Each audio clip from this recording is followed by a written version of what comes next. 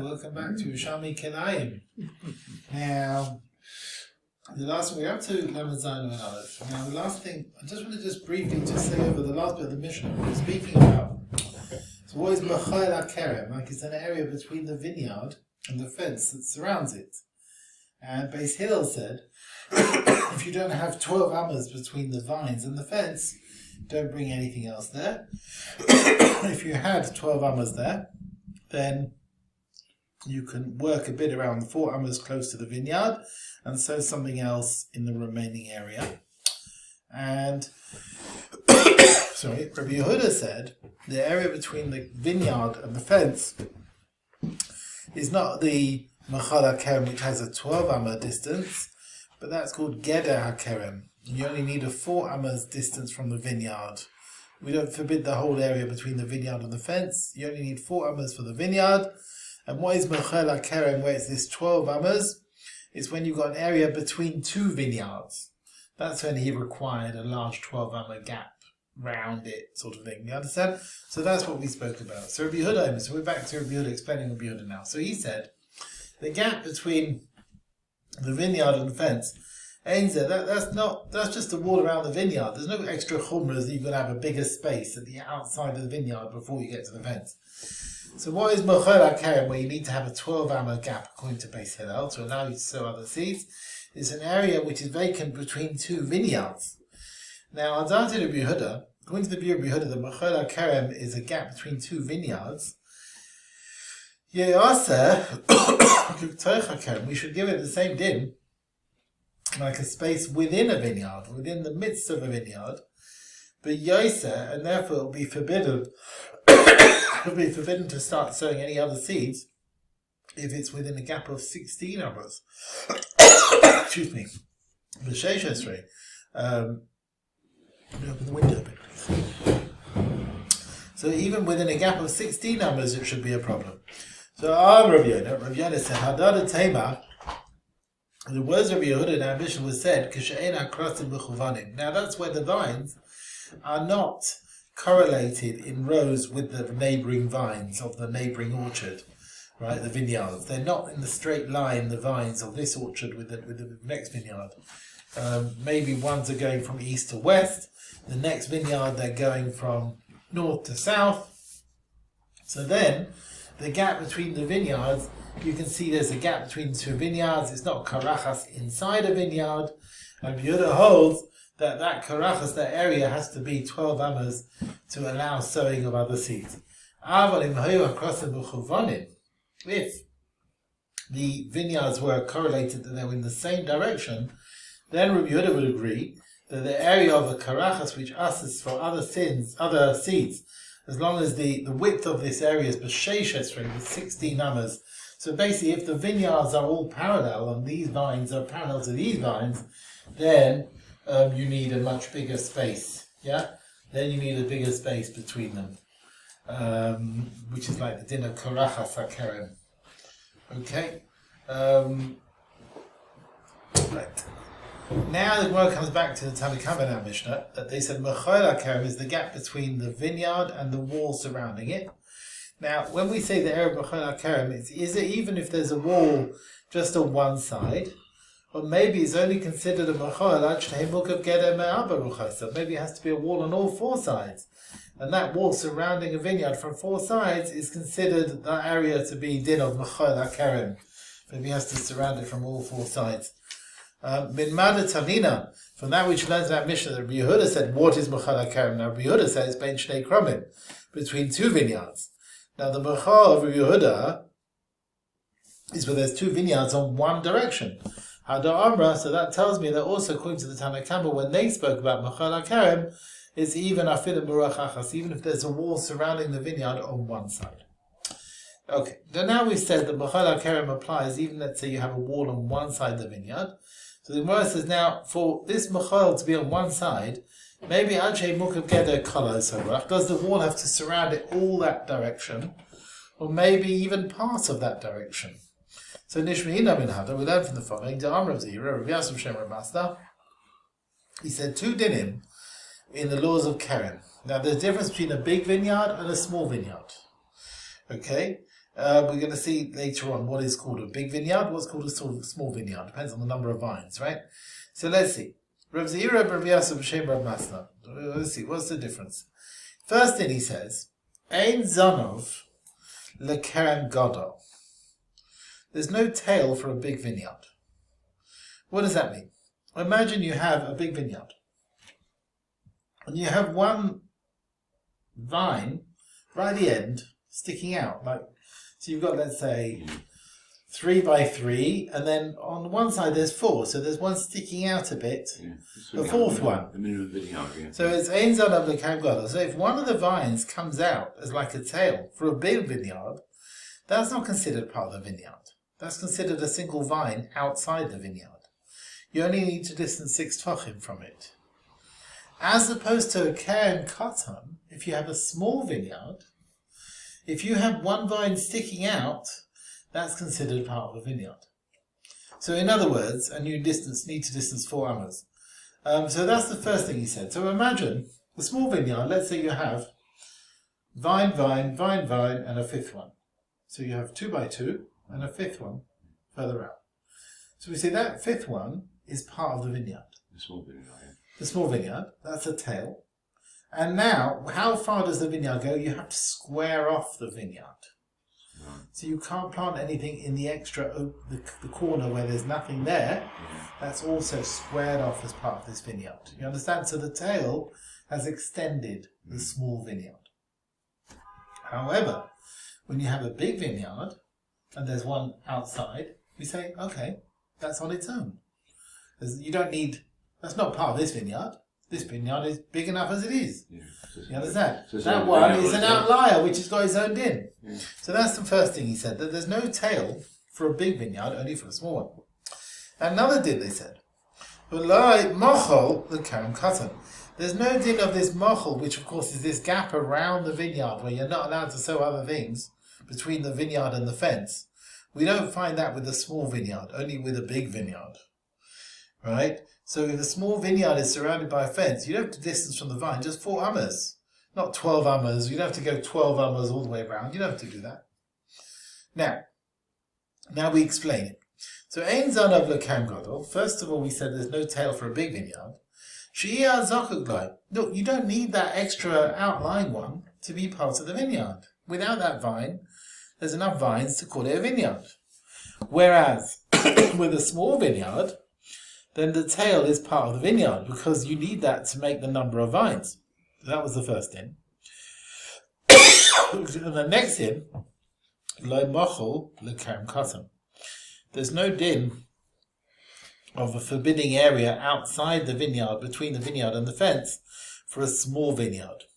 If you're going to say there's din mochel for kerem katan, then loisa chutzalei, and you want to forbid the area around it, yoisa mitaycha, more than the area actually within the vineyard. Because taycha, the inside of the vineyard, between the vines, then there's only a problem if you have gaps of less than shmoina, less than 8 amas. If it's more than that, they don't join up at all to be a vineyard. Whereas chutzalei, the area between the vineyard and the fence, the Isser is there even at Shtei Mesrei until 12 amas. Now it can't be that in the middle of the vineyard you're allowed to put other things if there's 8 amas gap, and on the outside of it you have to wait for there to be 12 amma gap. How can the outside be worse than the middle? That's not logical. So you have to say that there was never a din of that outlying area surrounding the vineyard to be forbidden with a small vineyard. Now, what's considered a small vineyard that hasn't got this din of machal around it? Ezo kerem katan, shalosh keneged shalosh, 3 by 3. 3 by 3, 3 vines. 2.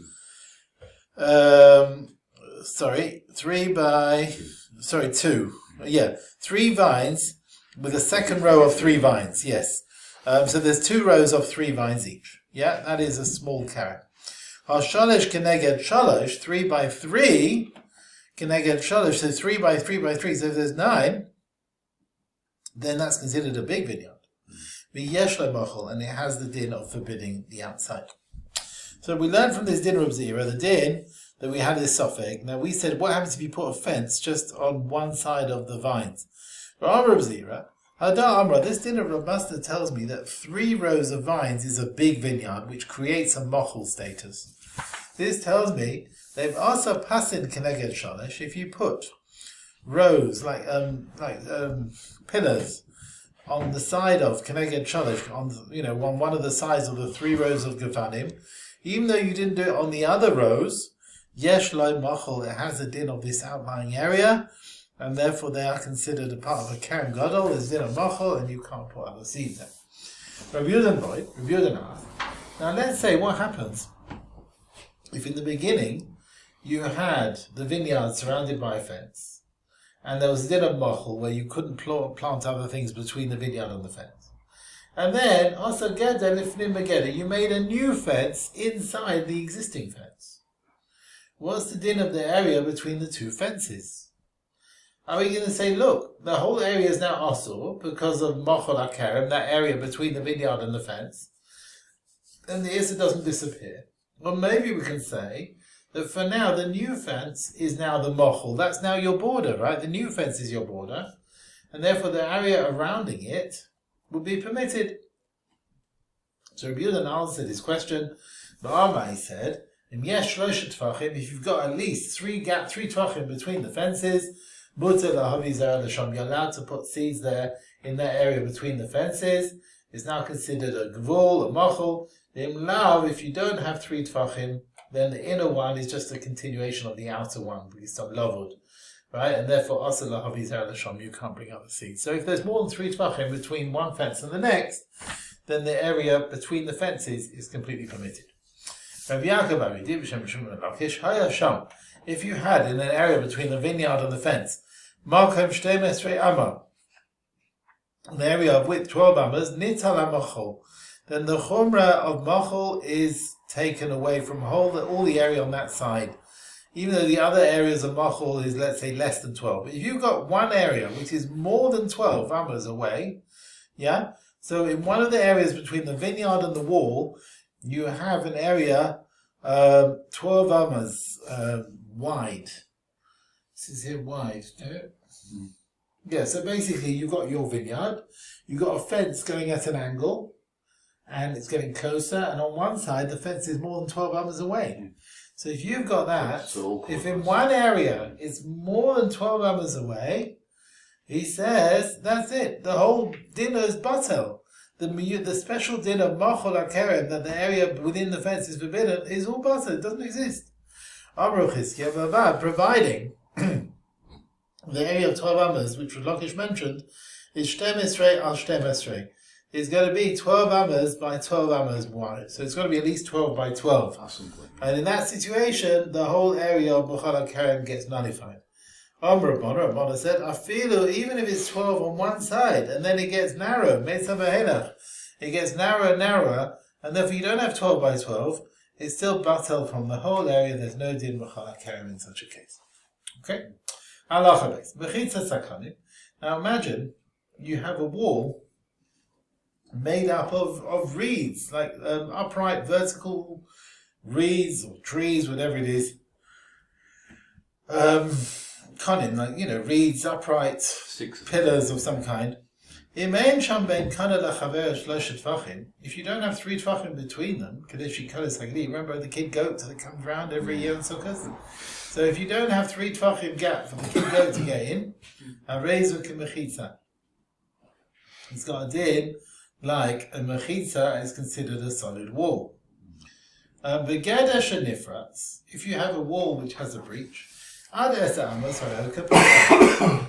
10 amas, that's like a doorway, and you're allowed to sow on the other side of the wall, even though it's like a doorway. That's fine. You're allowed to have a doorway. If, however, the width of the breach is yosemika, more than that, that's really too much. It's like hilchos erevin. Yeah, you can't have gaps more than 10 amas.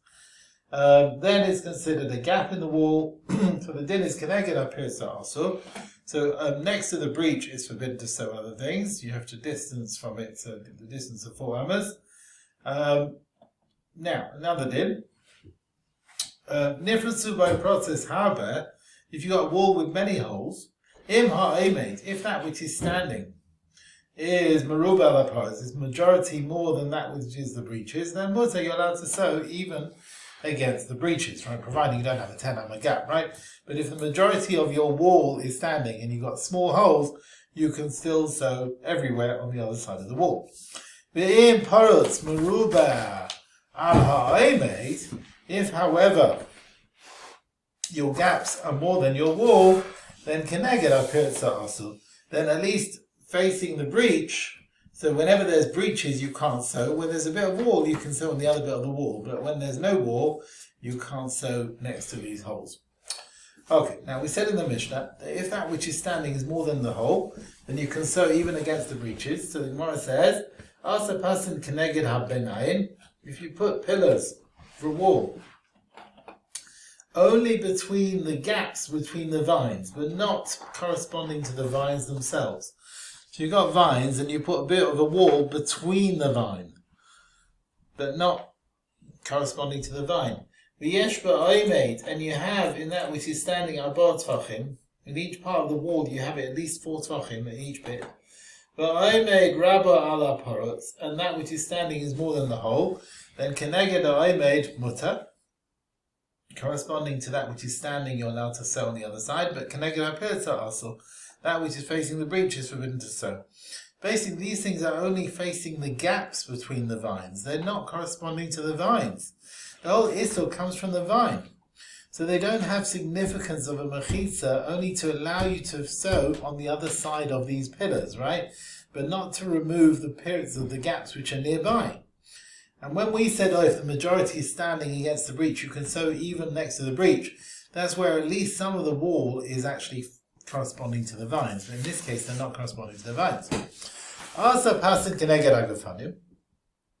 If you made the pillars facing the vines, but not the gaps, if you don't have a width of 4 tfach in each one of these pillars, it's less than 4, the paras rabala aimet, and your breach is more than that which is standing, then keneged aimet mutter, that corresponding to that which is standing is permitted, keneged apirsa also, but keneged corresponding to the gaps is forbidden to sew, even though usually when your breach is more than standing and it's not 4, then the breach, basically the mechitza falls apart. You've got no wall there at all.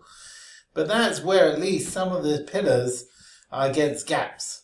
But here where the pillars are against vines, they have a special significance and they are considered as a mechitza to allow you to sew on the other side even though they are less than 4 tefachim. So in other words, it's just a row of vine and then your pillar and then a continuation row of something else. So we want your pillar, we want it to be more than 4, and your pillars should be majority as well. You're saying here there's an exception. Here, the exception is, on the other side of your pillar, if it's against a vine, if the pillar is against a vine, so it's in line with a vine, it has a chashivas, it's considered a wall to allow you to sew on the other side of that pillar, even though it's less than 4 tefachim. Yeah? You can sew on the other side of the pillar. So that's a simple way out. Yeah, but you've got all these breaches now, so you can't sew next to it. You can only sew behind it. So put in more pillars, and then you can sew everywhere. But, okay.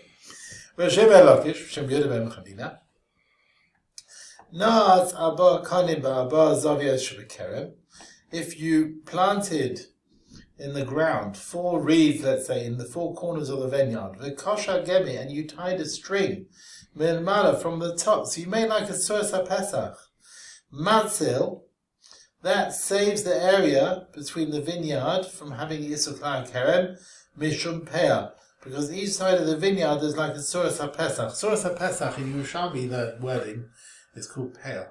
Yeah, we find that. So here you've made a suras ha-pesach all the way around. Now it sounds like he said this even where the distance between the reeds is more than 10 amos. Now as far as laws of Shabbos, everyone agrees, suras ha-pesach is not kosher for mechitza. If it's so big, if it's more than 10 amos. But if Shlokish holds, Klal Kerem, it is considered a mechitza. Right? With Shabbos though, machmi, it shouldn't be a mechitza. But as far as Kilayim, it is considered a mechitza. Rabbi Yonah said, Mechitza Shabbos came Mechitzas Kilayim. He says, when it's kosher for Shabbos, it's Mechitza as far as Klal Kerem. If it's more than 10 amas and it's not kosher for Shabbos, it's not going to help for Kilayim Karen. Rabbi Yechon, Masechet Shalach Rishon ben Karcha, Eitz Rabbi Yechon Nagninar, he went there. Harav, they showed Rav Shimon Karcha, Sada Achas, one field, Beis Chaberta, it's a Nikris, it was called Beis Chaberta. V'hayasham, and you had in the fence between that field and the neighbouring vineyard, you had gaps more than 10 amas, and the wall was like a doorway more than 10. So Rav would take a piece of wood, and close up the gaps. But Dokronin would take other poles, wooden sharp poles, and close up the gaps. Until he made the gaps less than 10 amas.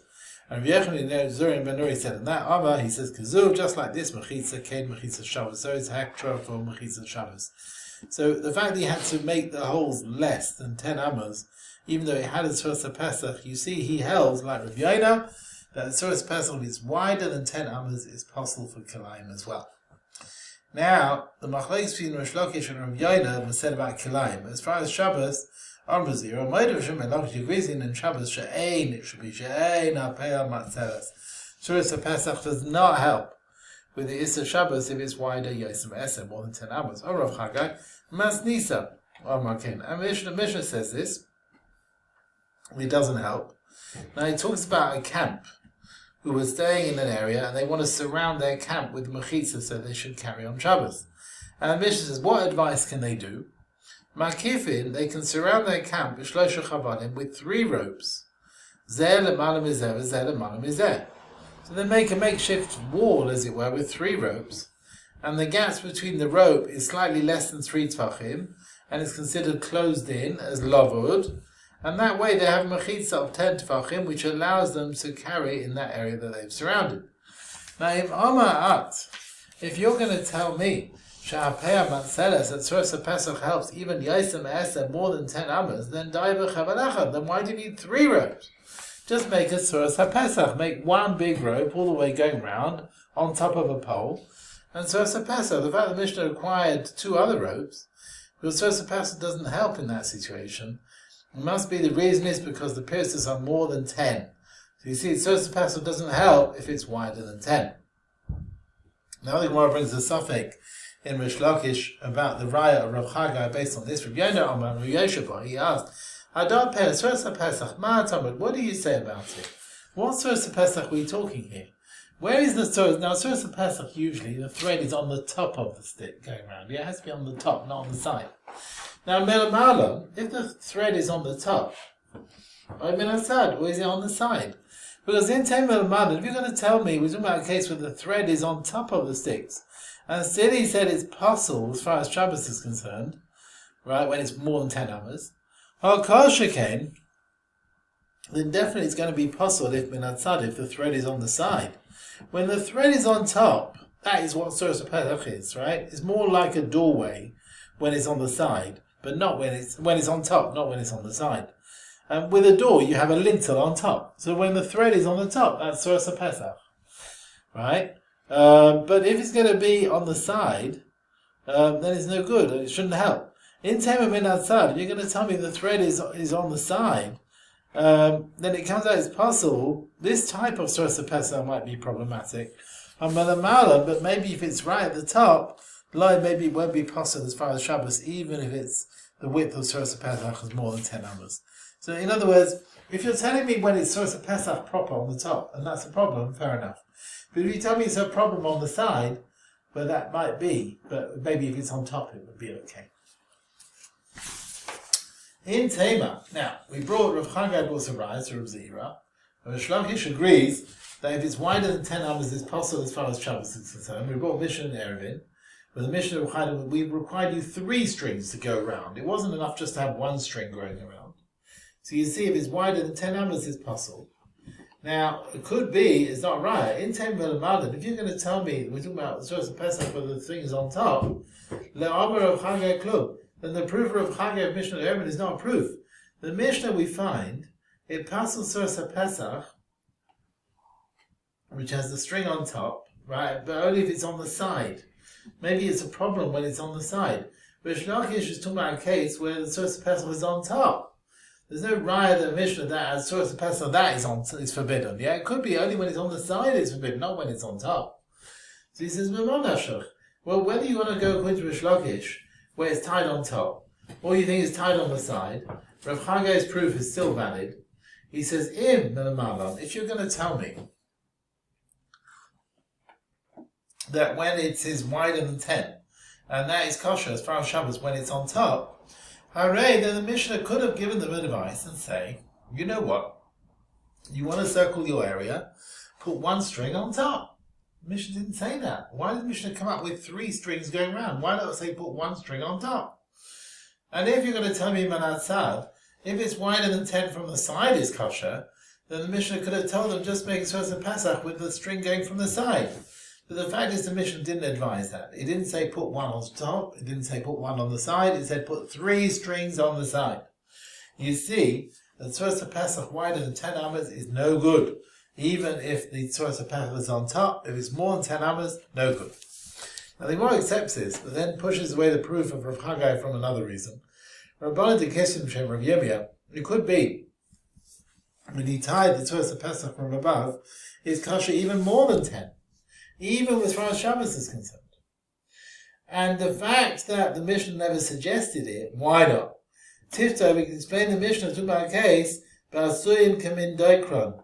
But maybe there were pillars which were sharp at the top, and you couldn't tie a string on them. There were narrowing pillars, narrowing pikes of some kind, and therefore the Mishnah never gave you that suggestion. Because you just can't go on top of them and tie the string. Okay? So our Gemara concludes that Sosa Pesach wider than 10 doesn't help even with Rish Lakish. You could ask the Mishnah in the Erevin is before Sosa Pesach wider than 10 helps as far as Shabbos. The Gemara in Bavli brings, according to Rav, the guess that the Mishnah was different. But the Gemara that concludes, Rav Yehuda and Rish Lakish don't hold like it. So it seems there's a contradiction with Erevin, where it says it allows you to have wider than 10.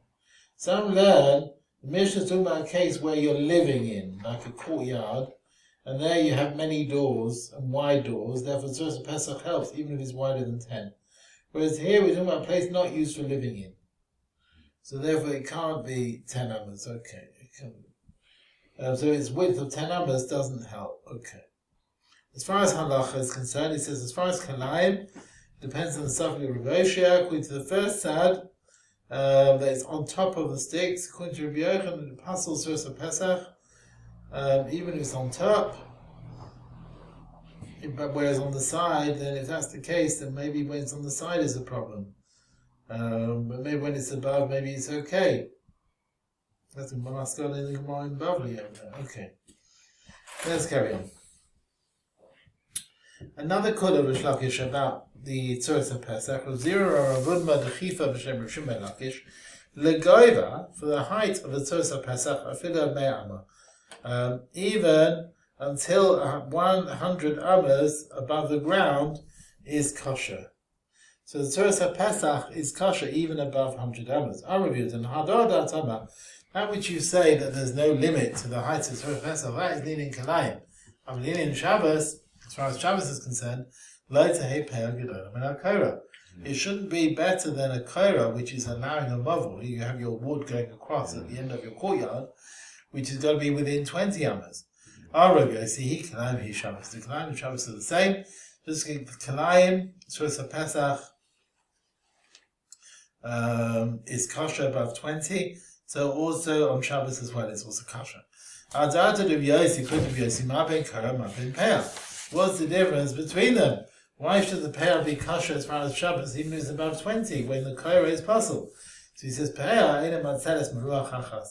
Tzuras Pesach, allows you to carry from one side, it needs to be on all 4 sides. Tzuras Pesach, you need to enclose the area on 4 sides. But Tzuras Pesach has to be surrounded on 4 sides. Right?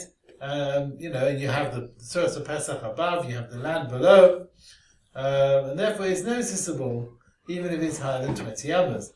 Whereas Kaira, your board going across at your alleyway, Matzeles Meruach Achas. It's only got one side.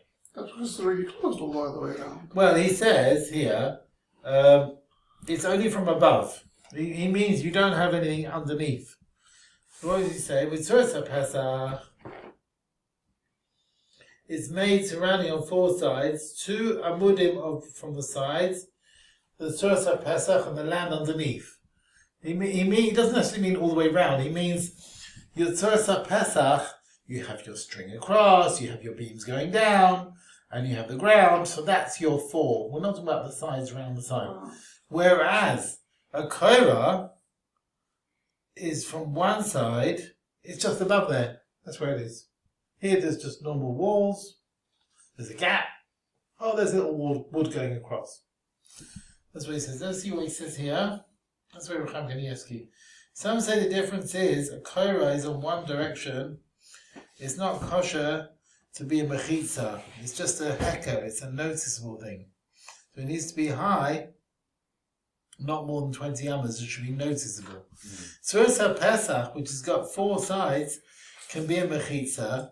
Doesn't have to be noticeable. And it's kosher any height. Alright. Now, this answer fits in according to other Amoraim, but Asya, if it's in Kahida Amrav Zir, Shem Rav Amnuna, Hapea Eina Matzeles Ad Shtein Mukufefes Ma'aba Ruchesah. Tzuras Pesach has to be closed from 4 sides. Right? So he's saying here the 4 sides again, so doesn't mean 4 directions of it, but it means on top, on the sides, the ground. Over Baba Mama, Tut roughly Shebekrovim. Now this is things made from wooden pillars which have, let's say, a roof made of kairas, and you put vines on them, you put trellises of vines. Also the Tatzah Tachtein, you cannot carry underneath them on Shabbos, even though they have a Tzuras Pesach. It's not considered surrounded by walls. Basically the kaira at the edge of the roof, it connects these pillars, is basically part of the roof. It's not a special kaira to remind you not to carry, it's actually part of the roof. Right? It's like a part of the roof that's extended. Right? It's part of the structure. That can't help as a Tzuras Pesach. So you imagine you have like a bandstand, let's say, a round bandstand. And the roof is round, whatever. So we're saying that end roof is there as a roof. That can't be a Tzuras Pesach to work downwards to enclose the area. Amar Pinchas, also to come Rabbi Yochanan. The story came before Rabbi Yochanan. Ba'arba amudim, 4 pillars on the 4 corners of a piece of land. Va'alen, and on them was arba pistalios, 4 reeds there, and each one of the doorways between the pillars was there was like a reed as a lintel. V'hitel etaltal tachtein, he allowed you to carry on Shabbos underneath mishum peah, because of the din of Tzuras Pesach. It could be those boards were there on pillars, they were part of the roof, or they were top parts of the walls. He decided the top part of the wall, they can be Tzuras Pesach. Alright. Now, after the Gemara discusses the kashrus of Tzuras Pesach as far as Kilayim and Shabbos, now what about, can it be a wall for a sukkah? Rabbi Rabbanan Baikar Razira, they asked for Razira, Peah Marsha Tatzel, can it be a Tzuras Pesach b'sukkah? Does it help with a sukkah? Aval, and he says Peah Matzeles b'sukkah. Yes, you can use Tzuras Pesach for a sukkah as well. Right? Now, we've already actually Razira allowed a Tzuras Pesach for a sukkah, but that was maybe for a 3rd wall. For the other walls, maybe they have to be proper walls. Okay. Can the edge of the schach, can that be a top reed of a Tzuras Pesach sukkah? It says no, the top of the schach, the end of the schach can't be. What is the difference between a Tzuras Pesach, which is made kosher for a wall of a sukkah, and the edge of the schach, which is not kosher? So he says there, normal Tzuras Pesach, it's made for a lintel for the sake of Tzuras Pesach, whereas there, the end of the schach is not made to be your lintel for Tzuras Pesach, it's made to be your schach. It's just there to cover your sukkah. Now the Gemara discusses, can you use the Tzuras Pesach which is wider than 10 amas, we discussed about, and also if it's maybe higher than 20 amas. Maybe, the top breed is like the end of a roof. Definitely a source of Pesach is usually kosher as far as Shabbos. All these things we've said, where you're telling me a source of Pesach is kosher as far as Shabbos, that's only linear masamat, and that's the discussion in halacha. Allah hiros, but to paskin, also hiros, you should not paskin that you can carry on Shabbos in a domain surrounded through a source of Pesach. Because ma'im sukkah, if already sukkah, which is color, which is more lenient, the obligation is lenient. Nevertheless, you're telling me, Atama, also, you can't stay in a sukkah where the walls are source of Pesach. Shabbos hachamur, Shabbos more severe, like Koshkin, how much more you shouldn't carry in the domain surrounded by source of Pesach. Now, you're saying source of Pesach not kosher on Shabbos. Man Tana, who is the Tana who said, Peah Matzeles, that Peah helps only with Kilayim. Lo Rabbi Yochanan ben Nuri, is it not Rabbi Yochanan ben Nuri? Rabbi Yochanan ben Nuri himself learned that Mechitza kosher for Kilayim is kosher for Shabbos as well. Amalei says, hey Tana, that Tana, or that Tana Rabbi Yochanan ben Nuri is pushed away, who held that it's kosher for Shabbos. I'm afraid the halacha is not like that. Now the Gemara brings a brisa, which talks about halachas with gaps in the Mechitza, and this is how it comes out. Le'inyan Kilayim, as far as Kilayim is concerned, you have 4 situations about the width of the gaps. Kol ha'pachas b'shlosh, if it's less than 3 tvachim, that's all considered closed up, kasasim. Mishlosh avad arba, if you have a gap of between 3 and 4 tvachim, im ha'omed rab al ha'paretz, if that which is standing is more than the gap, mutter, then it is permitted to sow even opposing the gap, as long as you remember to mind the gap.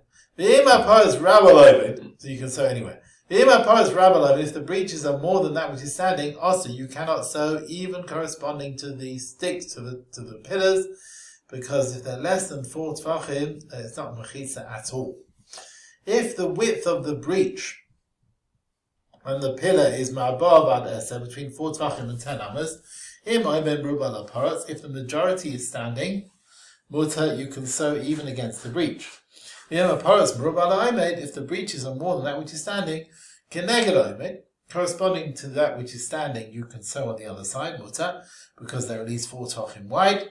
Whereas, but next to the breach, also it is forbidden. Now, if there's a gap more than 10 amas, yosem eser, even though that which is standing is majority, more than the holes, I'm afraid, mutter, corresponding to that which is standing, you would sow on the other side. It's considered a mechitza. But keneged aparos also, but corresponding to the breach is forbidden, because the breach is wider than 10 amas, it's too big to be considered a doorway. Le'inyan Shabbos, as far as Shabbos is concerned, kol ha'pachas b'shlosh, less than 3 tvachim, kasasim, is like closed up. If the breaches and the pillars are shlosh b'adabah, between 3 and 4 tvachim, or if the width is ma'bar from 4 tvachim ades until 10 amas, if that which is standing is the majority, mutter, you can carry everywhere in that Shabbos area, within that area. If the breaches are more, then also you can't carry in the whole area. If you have a wall with a gap, more than 10, also, even though that which is standing is the majority, it is still forbidden. Okay, now we learned in the brisa that with the Omed Rubal HaParos, even if it's less than 4 tvachim, the wall is kosher. Rabbi Yochanan held that wasn't right. He said there was a different girsa. Let's count. Don't have a girsa that if the width of the pillars is mishlosha ad arba, 3 till 4, and that which is standing is more than the breach and it's kosher. He says that's not right, because yesh kan pirza shlosha. If you've got a gap of 3 tvachim, that's not lavud. And if each of the ones standing ein kan mokem arba, you're not going to have. If they don't have 4 tvachim, so basically they won't have a din mechitza. You're going to have all these gaps of 3s, and you'll have a wall which is less than 4, right? It's not going to be a din of mechitza. It can't join up with the other gaps of less than 4. As if they're not there, but they're nullified by what's surrounding it. The breach is nullified. So even if you add all the pillars together, and it ends up majority, that's not considered mechitza. Mazi Rabbana asked, And we've learned in Mishnah and Erevin that when people go on a journey and they're camping on Shabbos, they will surround their camp to carry. Makifin Bekonim, they can surround their area with reeds. Bekone Yeshle Mokim, you think the reeds have got 4 Tvachim space? They haven't. So you see part of a wall, even though it's not 4 Tvachim, it can join up with other bits. Amar, he says, don't ask me from a din where the gap is between the reeds is less than 3, because that's closed up. Well, that's considered all closed up. It's as if they're all joined together and they're all filled in, right? And therefore it's considered a mechitza. When it's less than 3, it's considered 1. But the fence we're talking about, the gaps are more than 3 between them. The pillars are separate one from the other. And if each one of the pasim is less than 4, it's not mechitza, and it gets overruled by the gap surrounding it.